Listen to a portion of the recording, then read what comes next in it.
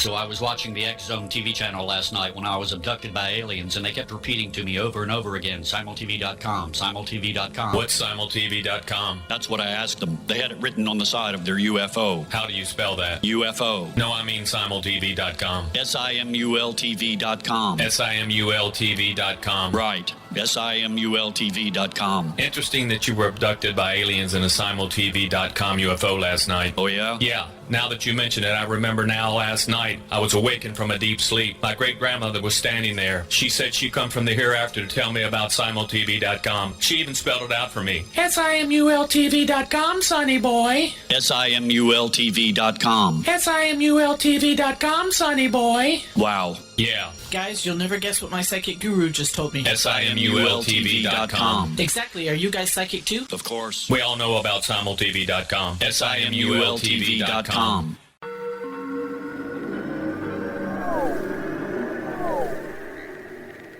Roswell in the 21st century is a detailed re-examination of the Roswell UFO crash case. I have studied the evidence for more than 30 years, and I now put that evidence under a microscope in a cold case examination of the facts. These facts might not please everyone. They are based on my comprehensive investigation that took years to complete, but they do lead to the conclusion that whatever fell was not built on Earth. The Best of Project Blue Book is based on the 22-year-long investigation conducted by the Air Force. But the book goes far beyond that, bringing in evidence that was uncovered long after Project Blue Book was ordered terminated. Using facts that were unavailable to the Air Force investigators, I was able to prove that the Air Force manipulated the data and drew unrealistic conclusions about the UFO sightings reported to them. My different perspective shows there was more to Project Blue Book than even the Air Force knew. Both books are available at Amazon.com. Join Patty Conklin and Healing Within Radio each week. More than entertainment, Healing Within offers educational, useful tools for everyday life. Listen for help overcoming fear, anxiety, and depression. Patty knows about eliminating cancer, MS, dementia, Parkinson's, and a host of illnesses that we face every day. Life can be good. Life is good. All you need are simple tools to start changing your life. Start right now by visiting pattyconklin.com, PATTICONKLIN. No matter where you are in the world, you can work with Patty through Skype, phone, or in person, visiting one of her retreats in Georgia.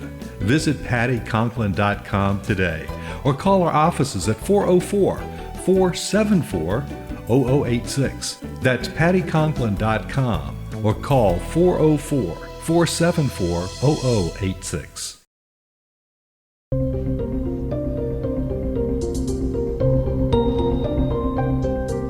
Hi everyone, this is Patty Conklin and Healing Within with my guest, Dr. Laurie Nadel. Thank you so much for being here and being a part of the show. I know Dr. Laurie has been filling in for me for a few weeks, but now she's back on as a guest, and I'm so thankful that she's with me because we've had a couple of really tough weeks since I talked to you last with the coronavirus, the novel corona COVID-19, I guess. We've got all sorts of names for it, but we've had a lot of different things taking place, and really want to look at what is taking place, what's happening, and from Laurie's area of expertise and trauma and stress and what's happening in New York City, because that's where she is. And Laurie, welcome to the show as always. And talk to me a little bit about what you and your guests have been talking about and where we are today versus where we were 3 weeks ago. Well, Patty, thank you so much for inviting me to guest host for you. I think it was really, really helpful for people, I hope, to listen, especially to Dr. George Everly, who works with first responders who are coming off very difficult shifts where they're dealing with life and death situations where they feel overwhelmed and helpless.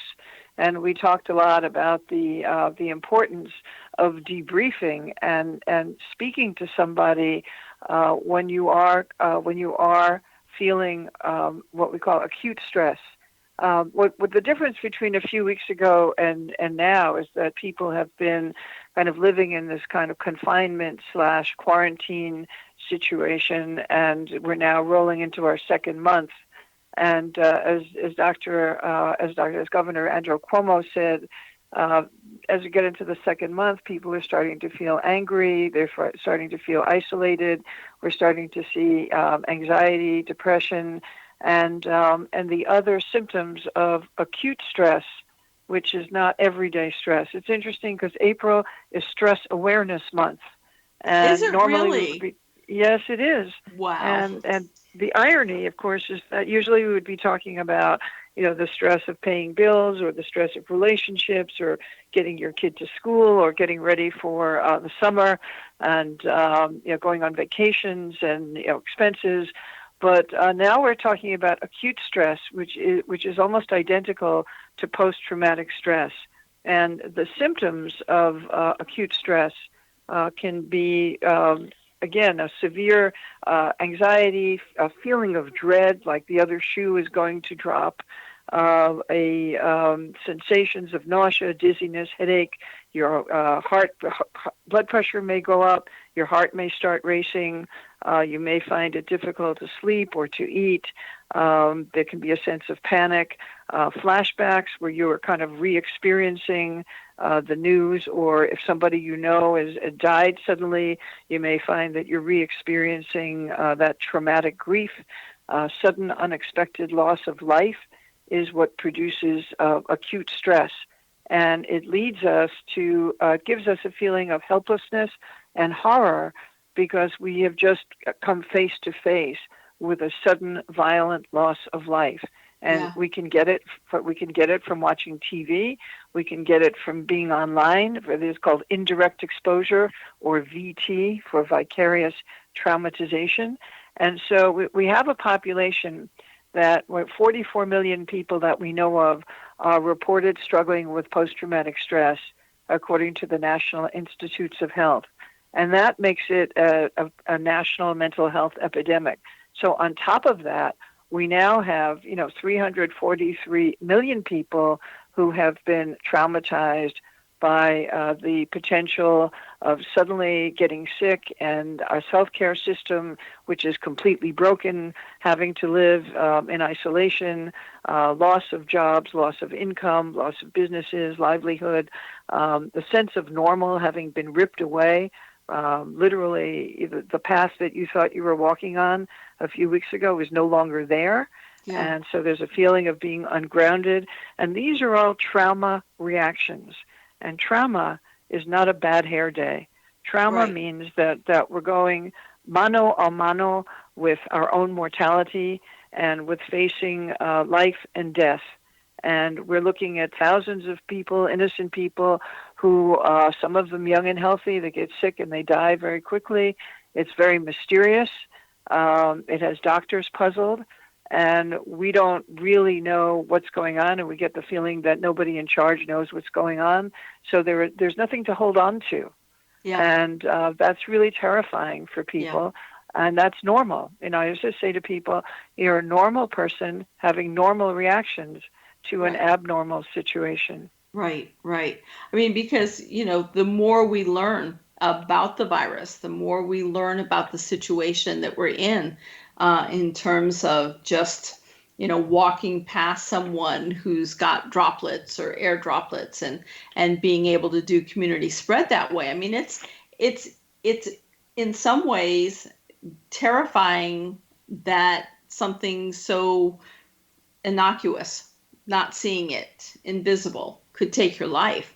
And yet, I mean, here in Georgia, I don't know where things are in New York, but of course I'm an upstate girl. I don't think there's much of an outbreak or as much of an outbreak. But where I am here in Georgia, we had the first cluster right where I am. And it's amazing to me on how many people just aren't even aware of the fact that they are going to, they need to be safe. And I can drive by here, at the lake or whatever, and people are in huge groups sitting out sunning themselves. And it's like, why? So some people are getting absolute phobias over this, and some people aren't being affected at all, and just aren't taking it seriously. And so it just seems like we have these two groups that are polarized and not paying attention and not doing what they need to be doing. Well, I think that a lot of people are in denial, especially, what they show on the news are the New York City and Chicago and New Orleans hospitals. And I would think that anybody who's not in an urban area is probably easy to kind of deflect it or to say it's not going to happen here. Right. Well, we had a situation in Georgia last week where our governor declared a stay at home, and yet opened up the beaches at Tybee Island. And Tybee Island City Council had closed the beaches on March 20th, and the governor overrode it. Say people need to be able to go to the water and socialize and get out, get some fresh air, exercise, practice social distancing, and city council members, I think rightly so, were furious that they had closed down the beaches to keep their area safe, and all of a sudden the governor's overriding them.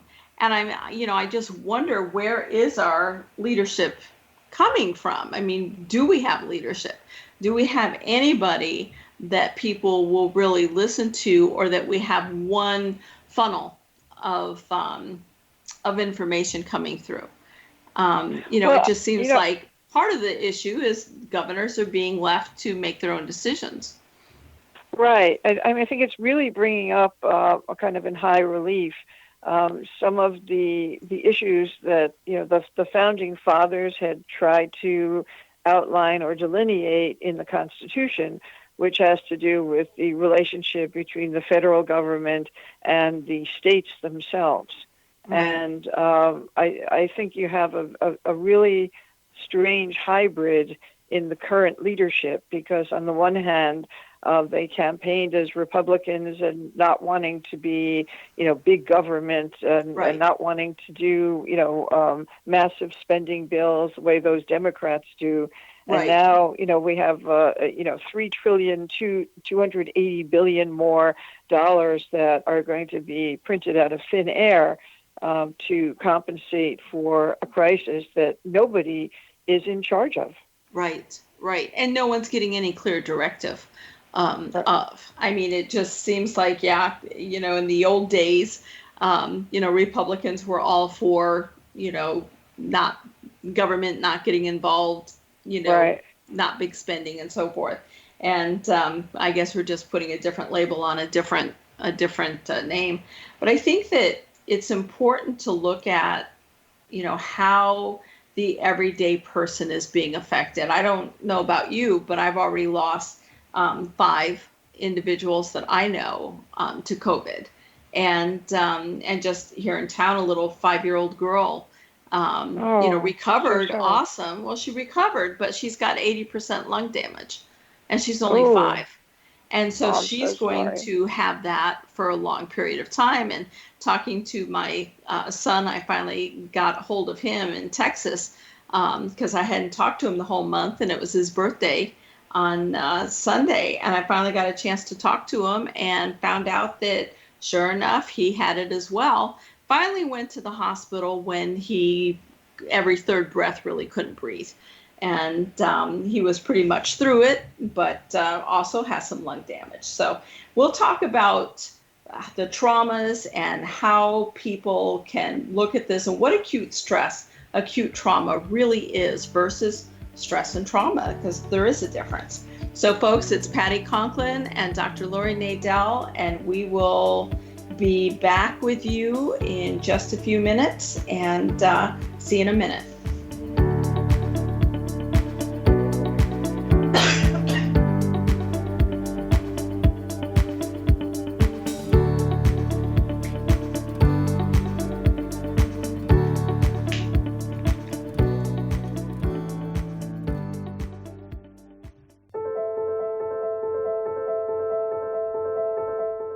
Are you looking for psychic services that empower as well as provide accurate information? Jenny is a third-generation psychic with extensive esoteric training. A practicing professional intuitive for over 30 years, her accuracy is astounding. While most psychics can read what will happen to you if you don't change directions, Jenny understands the future is subjective. While there is a river of time we all traverse, that river has many waves, eddies, currents, and tributaries from which to choose. With Jenny as your guide, you can explore the many possible outcomes in the river of time and navigate your course to the one of your liking. Take control of your future. Book your life-changing session with Jenny today at www.gen-e.net. That's www.gen-e.net.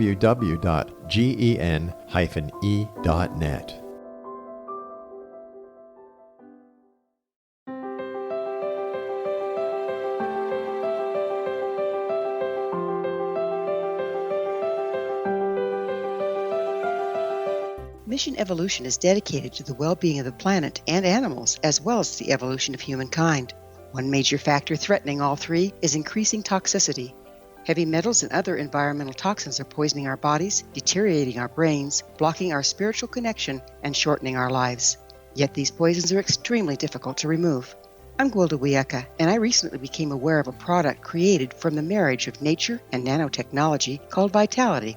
It's formulated from zoolite, whose crystalline structure binds toxins, gently carrying them out of the body. The light is only as clear as the window through which it shines. Clear your body, shine your light into the world. Visit vitalityhappens.com for a 20% discount. Enter code PATHHOME.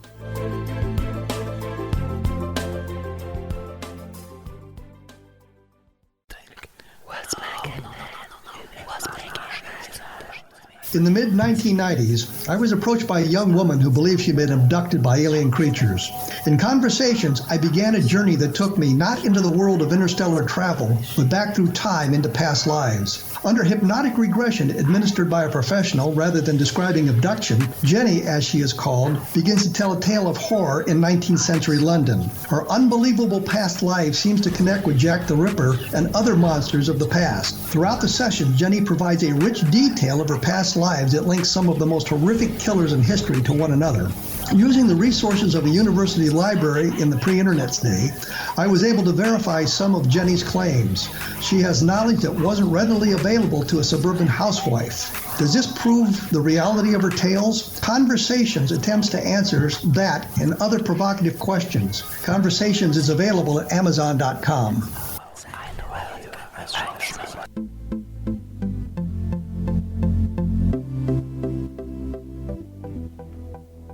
Hi, everyone. It's Patty Conklin and Dr. Laurie Nadel talking about acute trauma, acute stress. When does the string get too thin for people to cope and to handle?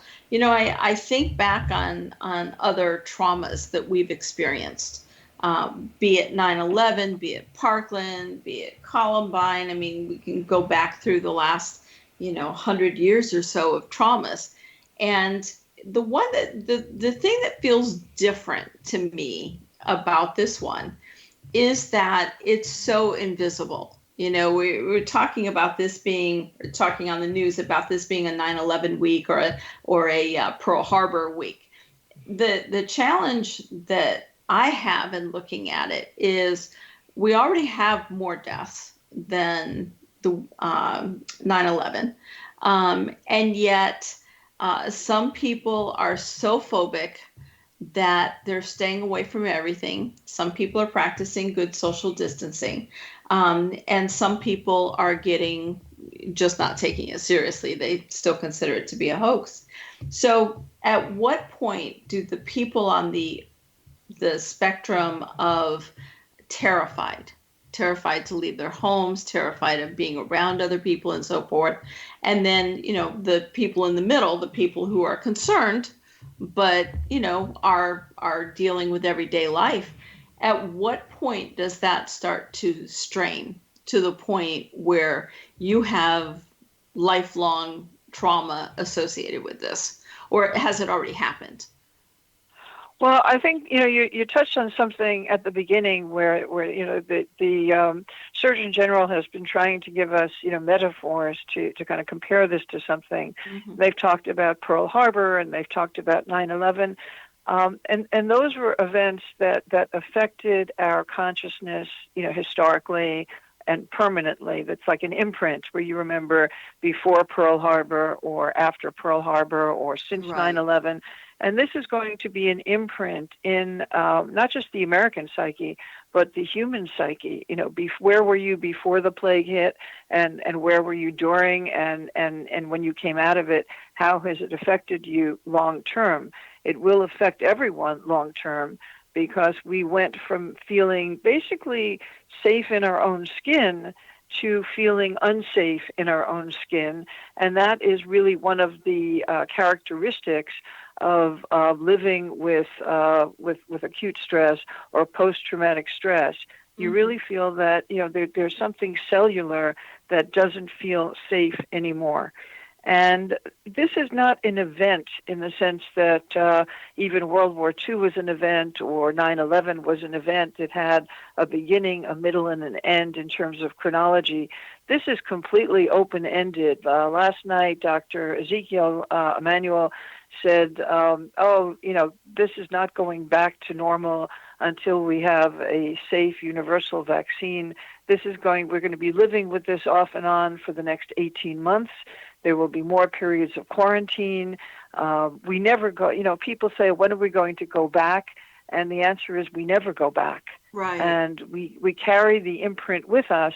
And, when you're asking about, how does it affect people, about a third of people, when something traumatic happens to them directly, a third of people will kind of recover sufficiently to function, but from time to time they may get triggered by a news story, or if they lose somebody, or they hear about a friend of a friend who has the illness, they may get re-triggered.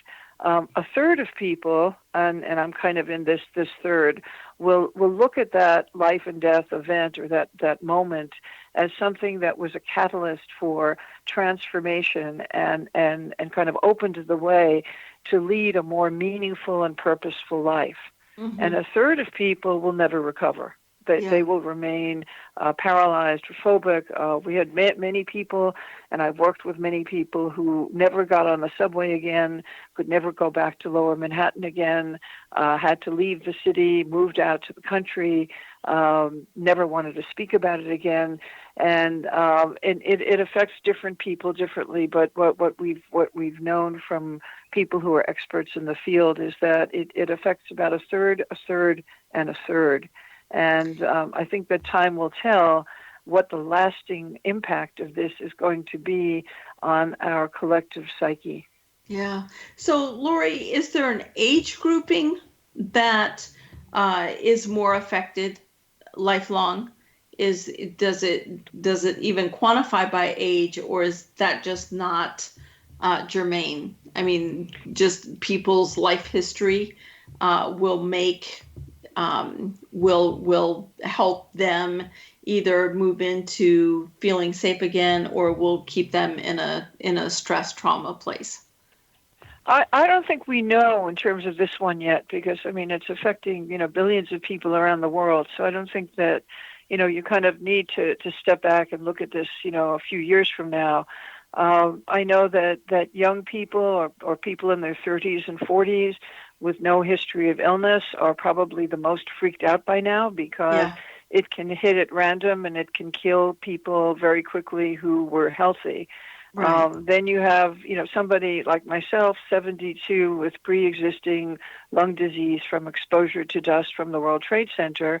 And what it's done for me is make me much more vigilant about self-care, both in terms of prevention.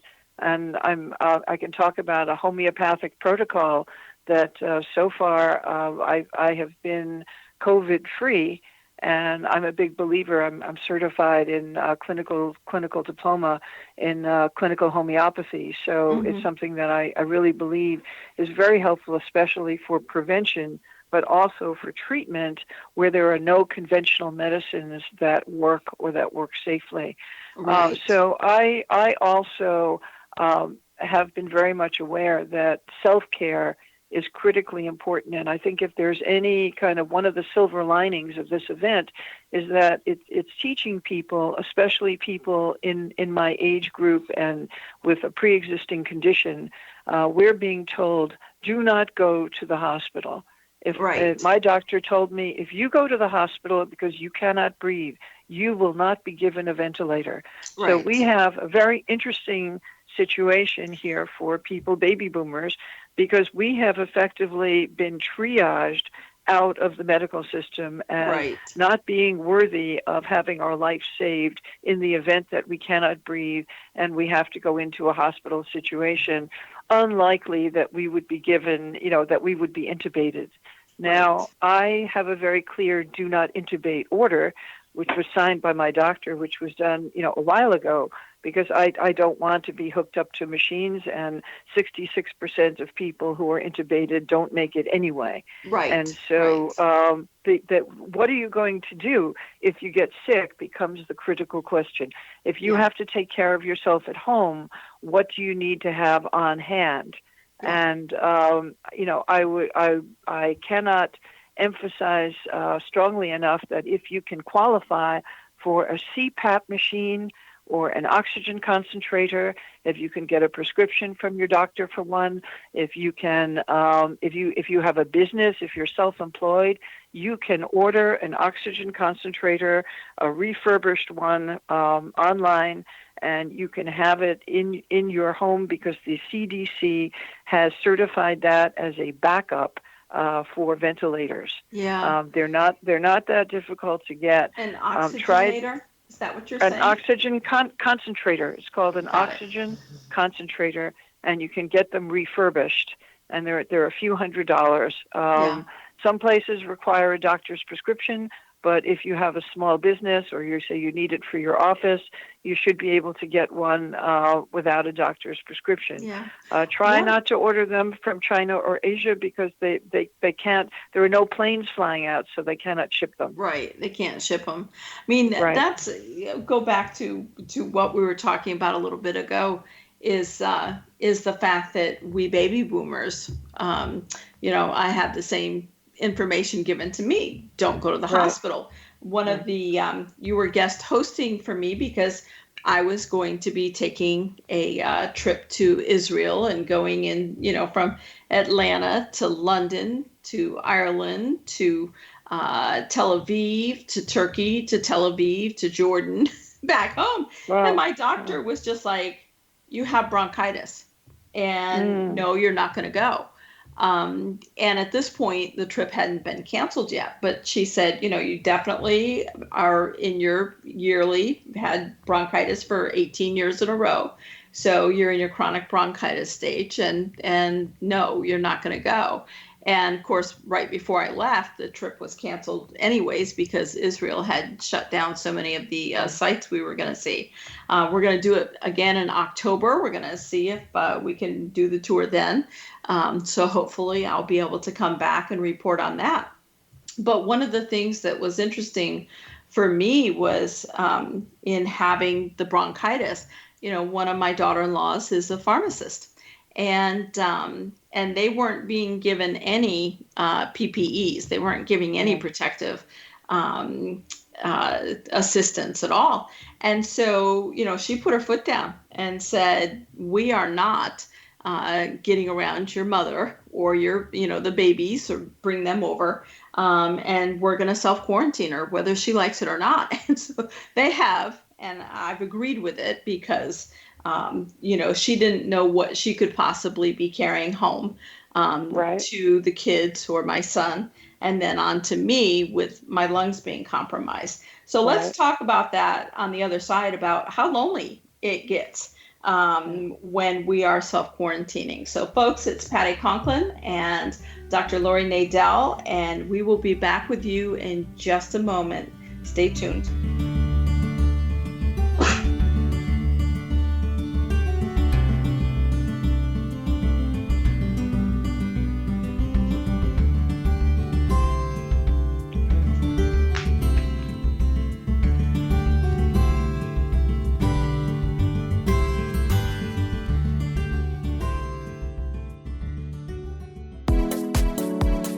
How would your life change if you could develop the business and personal skills that you need in order to make more money? Do you want to learn how to achieve your big life goals faster? Then go to findhiddenmoney.com and get the Goal for It online course. The course teaches you how you can set and achieve your biggest goals while completely overcoming the roadblocks to your goals so that you can realize your dreams and imagine more success. Go to findhiddenmoney.com.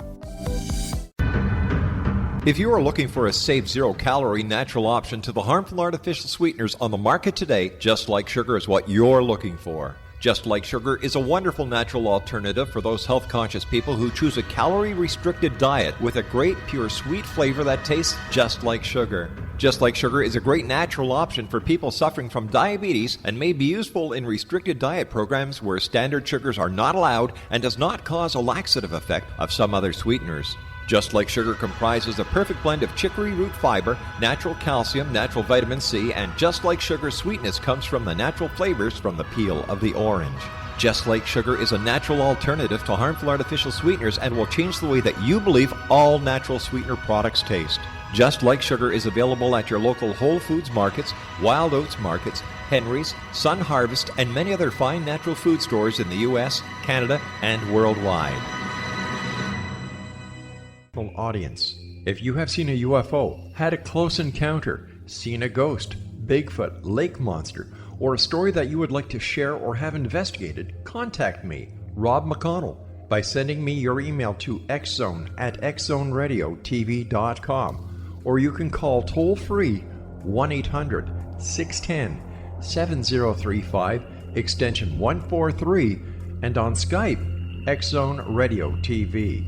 For more information on the X-Zone Radio TV show with yours truly, Rob McConnell, visit www.xzoneradiotv.com or www.xzonetvchannel.com or simultv.com and xzbn.net. Until next we meet here in the X-Zone from our broadcast center and studios in Hamilton, Ontario, Canada, always remember, X-Zone Nation, keep your eyes to the sky and your heart in the light.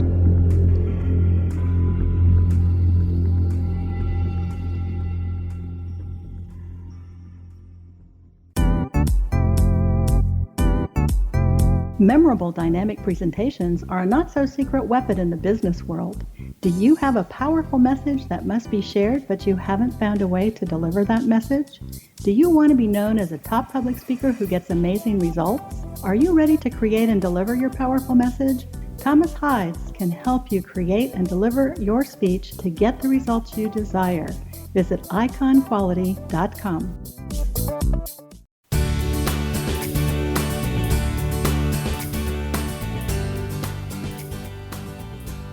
Hi everyone, it's Patty Conklin and Healing Within with my guest and my guest co-host, Dr. Laurie Nadel, who did such a wonderful job while I was supposed to be on a beautiful world tour of studying Mary Magdalene and going to the Middle East, and instead I was in bed with bronchitis while she did the show for me. So again, thank you so much for jumping in and taking over, and you know, I'm glad you did. This situation that we're in right now. I know we're kind of timelining this show, but it's important that we do that in terms of the coronavirus. But you know, I get really sad when I'm seeing folks in nursing homes or people in the hospital who are passing away and loved ones can't be with them.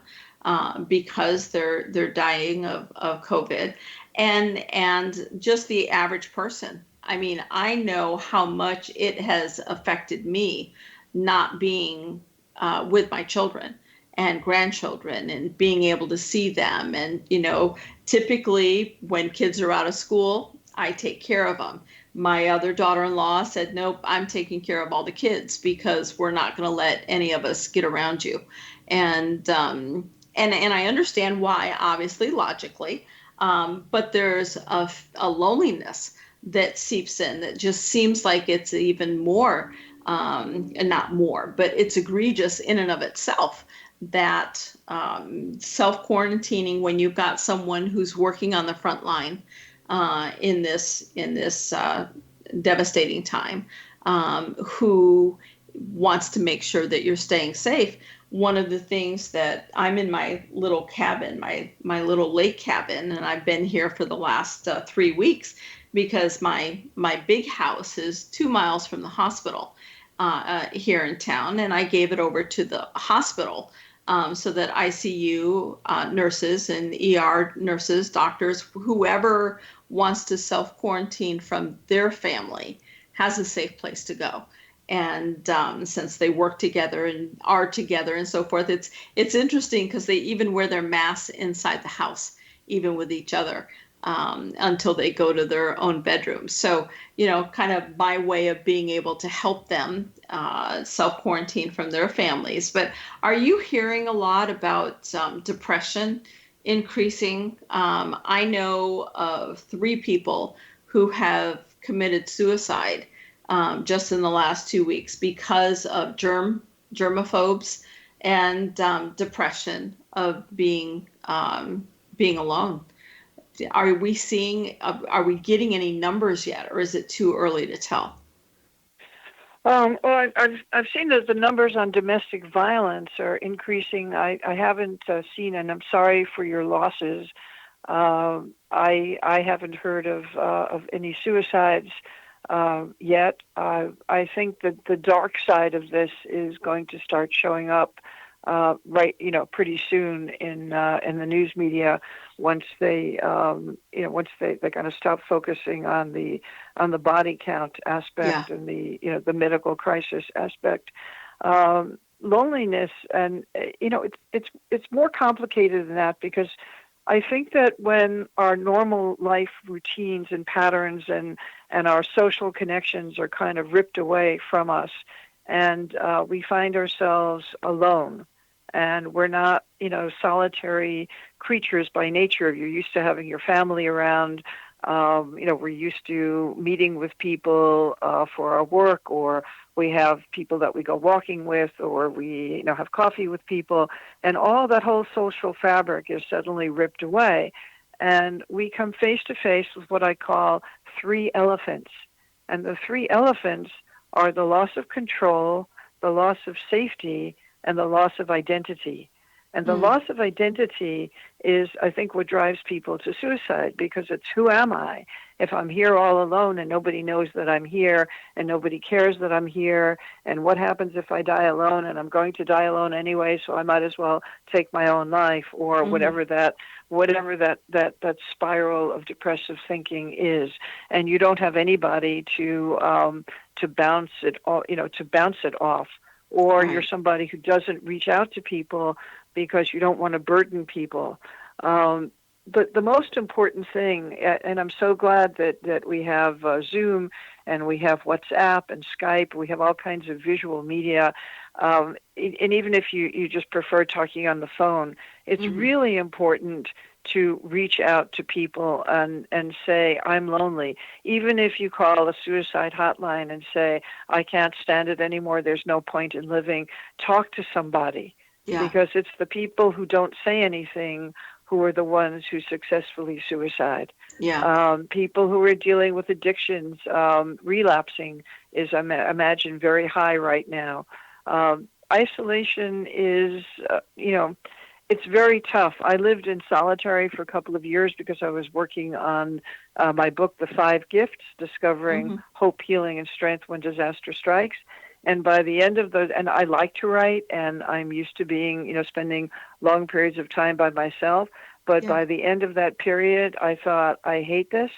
I never want to do this again. The isolation and I was in an absolutely magically beautiful spot. But I think isolation literally can be deadly, and it can produce the kind of stress that will depress the immune system. So that's another danger. Yeah.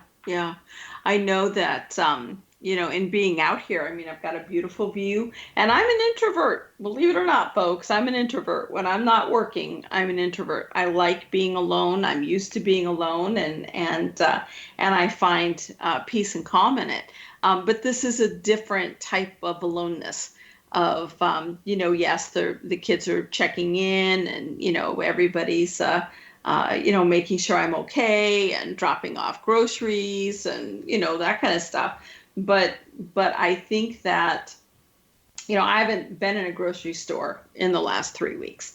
I haven't gone to that space, not because I'm fearful, and I really want to make that clear for people. You can be cautious. You don't need to be fearful. Fearful continues to suppress your immune system, and you can get sick faster. So let's not go into fear, but let's stay in a place of awareness and caution. Given my lung situation, I'm not going to go waltzing into a grocery store. But I'm not fearful if I needed it. If the boys weren't around, right, I would go in the grocery store.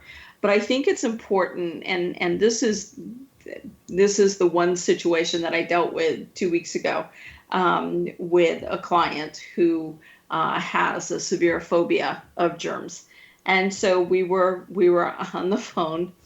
We were on the phone, and actually got suicide hotline on the phone as well, and gave it about 5 hours of talking, and suicide hotline and I both felt like we had him in a good space, and that he understood and he was calm and so forth.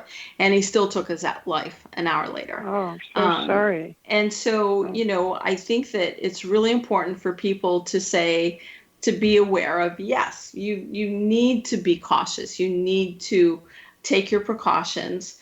If you're healthy and so forth, and they're suggesting wearing face masks now, whatever it is, or like you said, get the oxygen. I gotta write that down. It's a concentrator. Oxygen concentrator. Get something if you can, if you need to. But I think it's important for people to be aware of what is your emotional status. You can be aware, you can be cautious, you can be concerned, but please attempt to stay out of fear.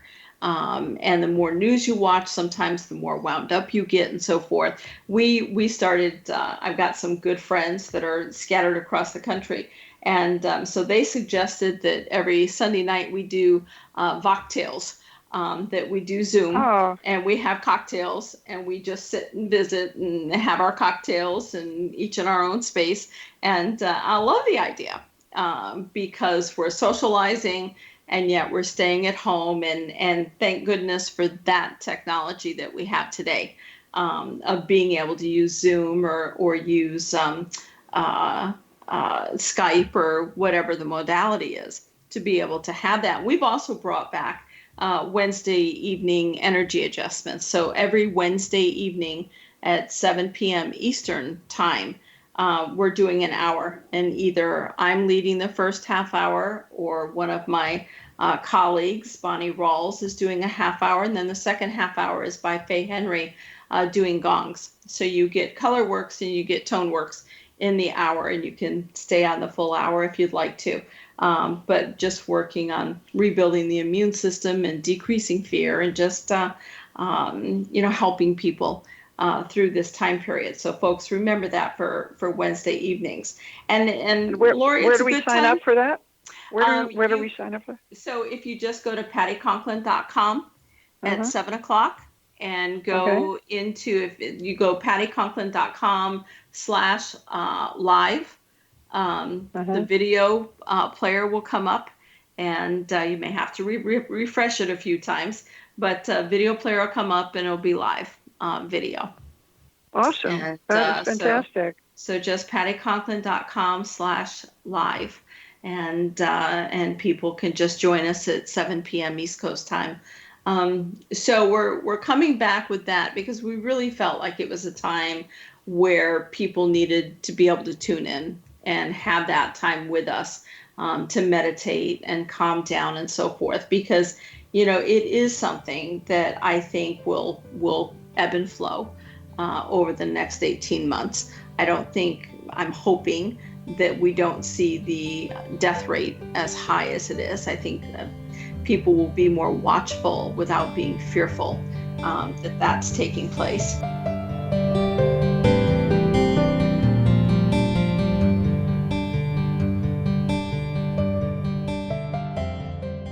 So I was watching the X-Zone TV channel last night when I was abducted by aliens, and they kept repeating to me over and over again, simultv.com, simultv.com. What's simultv.com? That's what I asked them. They had it written on the side of their UFO. How do you spell that? UFO. No, I mean simultv.com. simultv.com. simultv.com. Right. simultv.com. Interesting that you were abducted by aliens in a simultv.com UFO last night. Oh, yeah? Yeah. Now that you mention it, I remember now last night I was awakened from a deep sleep. My great-grandmother was standing there. She said she come from the hereafter to tell me about simultv.com. She even spelled it out for me. simultv.com, sonny boy. simultv.com. simultv.com, sonny boy. Wow. Yeah. Guys, you'll never guess what my psychic guru just told me. simultv.com. Exactly. Are you guys psychic too? Of course. We all know about simultv.com. simultv.com.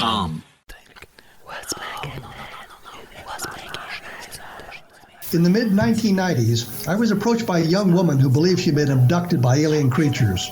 In conversations, I began a journey that took me not into the world of interstellar travel, but back through time into past lives. Under hypnotic regression administered by a professional rather than describing abduction, Jenny, as she is called, begins to tell a tale of horror in 19th century London. Her unbelievable past life seems to connect with Jack the Ripper and other monsters of the past. Throughout the session, Jenny provides a rich detail of her past lives that links some of the most horrific killers in history to one another. Using the resources of a university library in the pre-internet day, I was able to verify some of Jenny's claims. She has knowledge that wasn't readily available to a suburban housewife. Does this prove the reality of her tales? Conversations attempts to answer that and other provocative questions. Conversations is available at Amazon.com.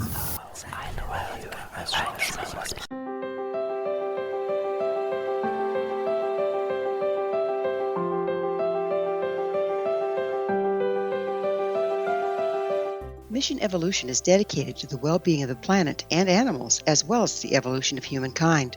One major factor threatening all three is increasing toxicity.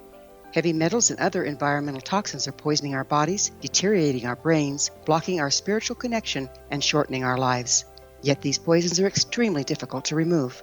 I'm Gwilda Wiyaka, and I recently became aware of a product created from the marriage of nature and nanotechnology called Vitality. It's formulated from zoolite, whose crystalline structure binds toxins, gently carrying them out of the body. The light is only as clear as the window through which it shines. Clear your body, shine your light into the world. Visit vitalityhappens.com for a 20% discount. Enter code PATHHOME.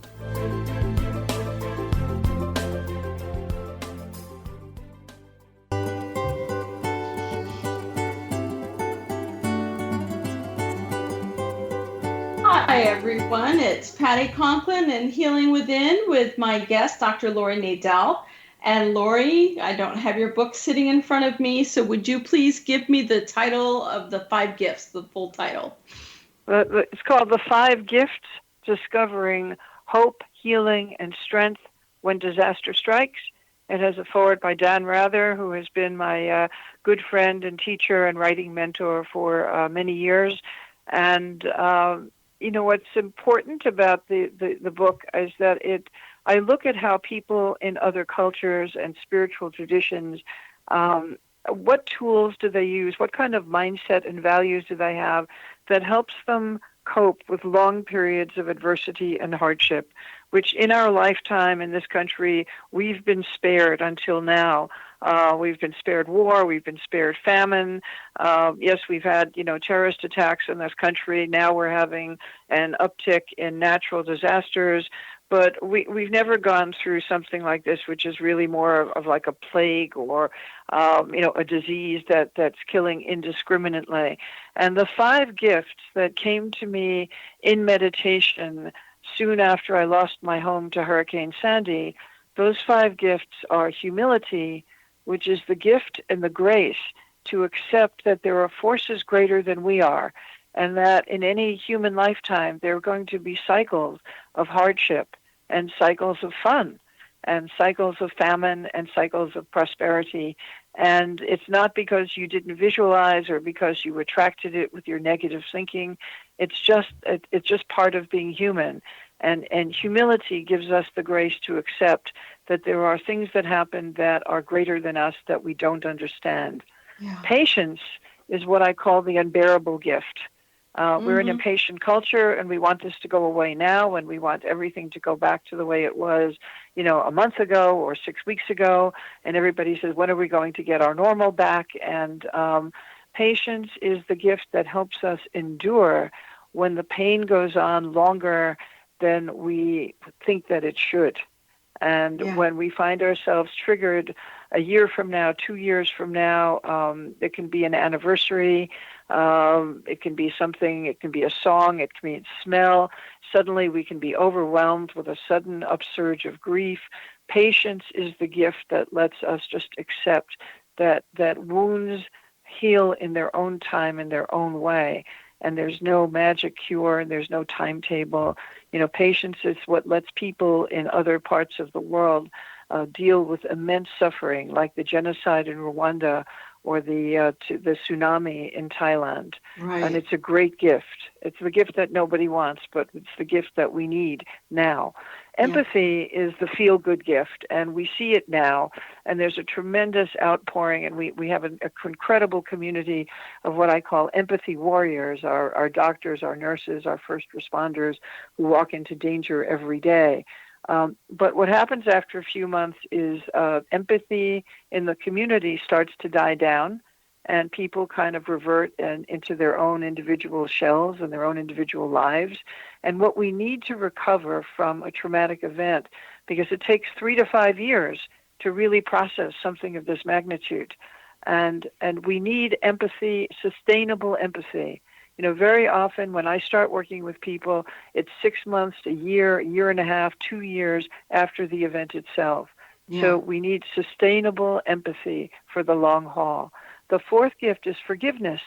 And when I think about forgiveness, I think about forgiving, because forgiveness is not a light switch. It's an active process. And we need to be forgiving of ourselves because we couldn't prevent this from happening. We need to be forgiving of God because we don't understand what the bigger plan is here. And being forgiving will help to ease a lot of the anger and frustration that we're feeling now. And finally, the final gift is growth. And as bioorganisms, we are growing all the time, whether we want to or not. But with the gift of post-traumatic growth, we will look back on this event and say, I wish I'd never gone through it, and I would never wish it on anyone, but I wouldn't be who I am today if I hadn't learned what I learned from going through that particular hardship. And it kind of is summed up in this beautiful Hindu proverb, which is, even the withered branch grows again, and the sunken moon returns.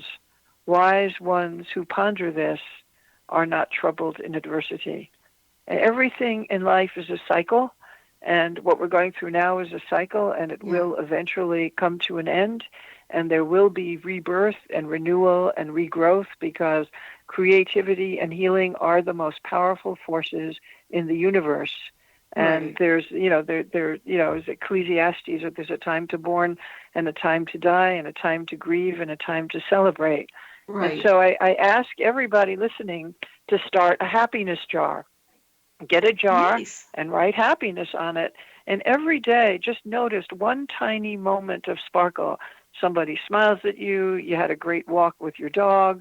You spoke to a friend. Somebody made eye contact. Your garden is blooming. You had a nice meditation. You made some nice food for yourself. And anything that makes you happy or brings a smile to your heart, just write it on a piece of paper and put it in the happiness jar. And after a month, they usually tell you after a year, but we need happiness. We need to boost our happiness levels on a regular basis. So wait 3 or 4 weeks empty out the jar, and then maybe get on Zoom or Skype with your friend, and each of you read out the things that make you happy. Empty your happiness jar and read everything that was in your happiness jar, and you'll notice that it really makes that moment sparkle, and it really lifts your spirits. Yeah. And Great put everything idea. back in the happiness jar, and the happiness jar, and then just keep adding more pieces of paper to your happiness jar until you'll find very quickly that your life is filled with moments of happiness that you hadn't really paid attention to before. Right. This is a time that's making us needing to be more mindful of that we're walking a very fine balance between life and death, but we're walking that balance every day, all the time. We're just not aware of it. Right. And when we become aware of it, we can celebrate those moments of happiness with deeper joy. Yeah, I totally agree. And that's a great way for people to keep a, take a few minutes each day and look at the happy. And it's a good time, folks, for you. Two things. Join us on our Energy Adjustment Wednesday nights and go get Dr. Laurie's book, Amazon, Barnes & Nobles, I'm assuming, and get her book, get it downloaded, go buy it, whatever. I guess bookstores are probably closed at this point. Yeah. But you can download it and start reading, because I agree with you. It is going to be a time where we're going to need to look ahead and kind of reflect on this time period.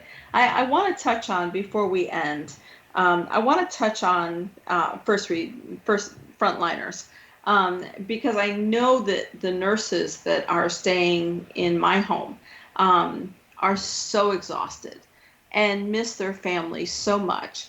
And it seems like every single death in the hospital, when they work so hard and so many hours to keep them going, keep individuals going, and they pass. The trauma that I see just in the last 3 weeks of texting with them or talking to them is dramatic. And I'm wondering about the frontliners, of just how can people help them come out, not necessarily come out of the trauma, but what support can we give them other than material things? I mean, we're providing food and we're providing a home and so forth at PCI. But we've got a minute or so left. How can individuals help the frontliners in their community? I think simply saying thanks. Every time you see someone in the cities, at 7 o'clock, people go out on their balconies or out in the street, and they clap and they cheer for the first responders, for the fire departments. If you are, as I spoke to you, Patty, I'd like to offer complimentary sessions to using the tools that were developed, critical incident tools that we used for first responders at Parkland. Yeah. I have emotional first aid tools that can help take stress away within seconds, that they can use on the floor when they're with patients, that we can use with our families. And if you're listening, also, if you go to my website, you can sign up for a complimentary 15-minute session that I'm offering. It's laurienadel.com. But Patty, I've spoken to you. I'd love to be able to offer these tools that have been developed for first responders on the front line to anyone whom you're housing. And make that available also to hospital staff, and we can talk about how best to do that. But just say thank you. Just keep saying sending those thanks out to the universe. And sending thanks when you walk past a hospital or see someone in a uniform. Just say thank you. It means the world to those who are working. Yeah, know that they're out there helping us. Folks, I just take care of yourself. Practice social distancing. I'd done a little video a couple of weeks ago that we're all in this together.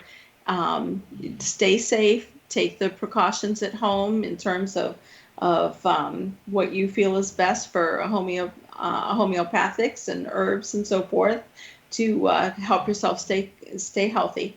But for all of you out there listening, thank you so much for being a part of today's show. Dr. Laurie, thank you so much for giving us so much great information. And folks, I hope I see you on Wednesday evenings at 7 p.m. PattyConklin.com. Thank you so much. Patty Conklin, Dr. Laurie Nadel, Healing Within. See you next time.